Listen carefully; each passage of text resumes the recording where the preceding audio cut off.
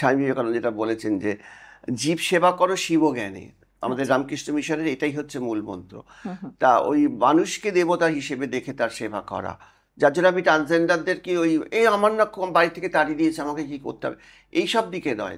যাও, বাড়ি ফিরে যাও, কষ্ট করো, পড়াশুনো করো, বাবা মার শাসনে থাকো। তোমাকে বাড়ি থেকে তাড়িয়ে দিয়েছে, তোমাকে শেল্টার দিয়ে দিলাম, আর তুমি যথেচ্ছ ঘুরে বেরিয়ে একদম উচ্ছন্নে চলে গেলে, তারপর গিয়ে রাস্তায় ভিক্ষা চাইলে, এটা কখনোই উচিত না। মেয়েদের ক্ষেত্রেও তাই, মেয়েদের জিনিসটা একটু অন্যরকম, কেননা মেয়েদের বেরিয়ে আসলেও থাকলেও বিপদ, বেরিয়ে আসলেও বিপদ, এরকম একটা জায়গা থাকে।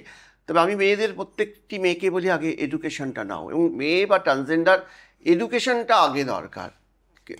এডুকেশনটা চাকরি পাওয়ার জন্যে নয়, নিজেকে জানার জন্যে। সেটা ঠিক। ফিলসফি, লিটারেচার, এগুলো মাস্ট। একসময় যাদবপুরে ইঞ্জিনিয়ারিংয়ে লিটারেচার পড়ানো হতো, যেটা এখন হয় না। হুম হুম। কিন্তু লিটারেচারটা কেন পড়ানো হতো? কারণ তুমি মেকানিক্যাল হয়ে যেও না, তুমি অনেক বেশিভাবে দার্শনিক থাকো, তাহলে তুমি বুঝবে।